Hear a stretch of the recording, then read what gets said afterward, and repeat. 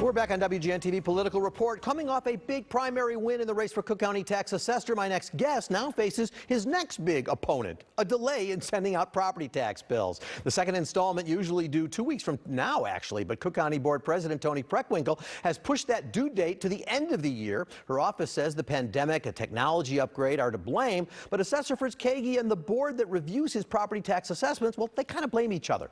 The delay could impact future billing cycles and could force the Cook County Board and Assessor's Office to take on extra debt in order to make ends meet. Cook County Assessor Fritz Kagi joins us now this morning in studio to talk more about this. Mr. Assessor, thanks for facing the music here. Well, hey, thanks for having me, Paul. So, is it true, will bills get paid by the end of the year? Yes. This is the way things appear to be going based on the calendar, and we know President Preckwinkle is committed to having those bills be paid by the end of the year. And you do your job, and of course the Cook County Board of Review, they have to deal with it, and there's been a back and forth on who's to blame. And so I know if I ask you, you'll blame them, but is there enough blame to go around for everybody? Does your office play a role? Well, I think what people out there need to know is that we've had a prehistoric computer system at the Cook County, in the Cook County tax system, 40 years old. Our phones, when they're 5 years old, they're an embarrassment and a drag. Imagine working on a system that's 40 years old.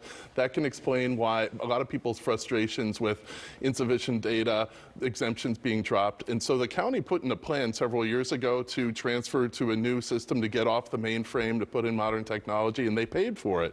But the Berrios administration never advanced it. So we redeemed the promise we made to taxpayers when we were elected in 2018 to modernize the office, and we did it.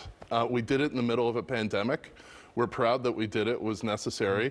And I think the Board of Review, there are two new commissioners there. They're committed to adopting the new technology. And President Preckwinkle has worked really hard to bring us together and make sure that everyone's working off of, working to make sure the system gets modernized and gets back on schedule. In the last election, there were challenges to you about, raising taxes on commercial entities and such. And we do see businesses like Caterpillar, Citadel, Boeing leaving Cook County, leaving the Chicago area. The explanation?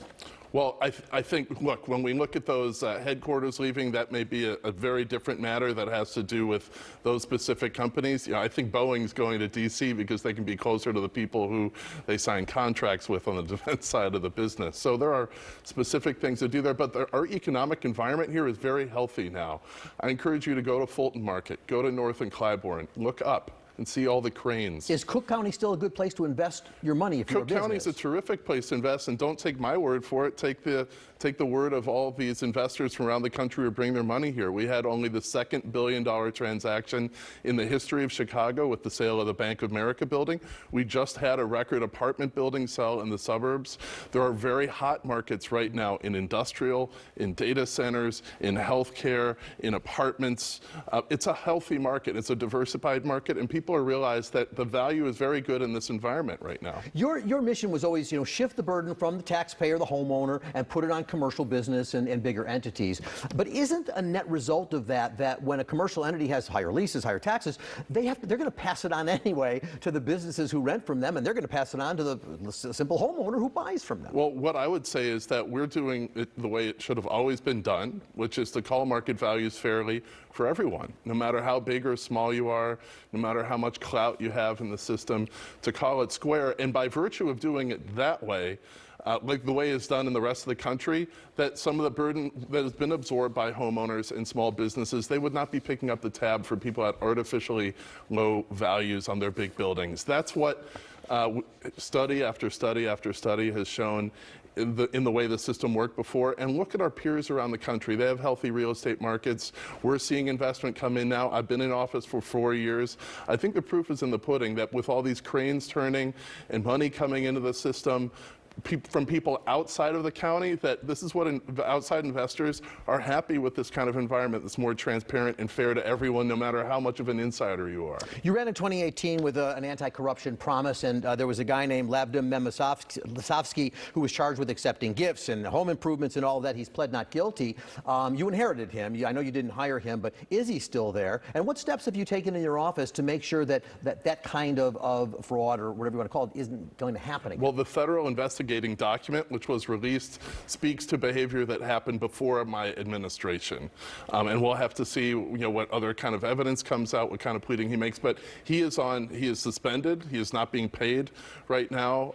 And once there's an investigation like this, you are no longer doing work at our office. What have we done? We put in place a strict ethics code that forbids things like this. We put in place new technology that allows us to track things better. We put in place transparency commitments so people can see how we're coming up with the numbers so that they cannot be fudged, as the feds are alleging in this case. And I got to tell you, it puts a smile on my face when people think that people in my office are wearing wires, because then everyone will know that we're all on the up and up here. We also, sometimes often has reports about people who are taking advantage or abusing different exemptions, different things like that.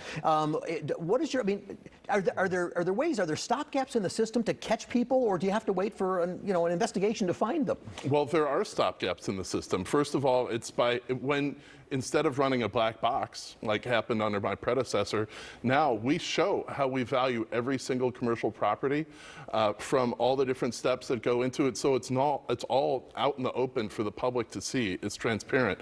We think that helps to reduce inappropriate behavior.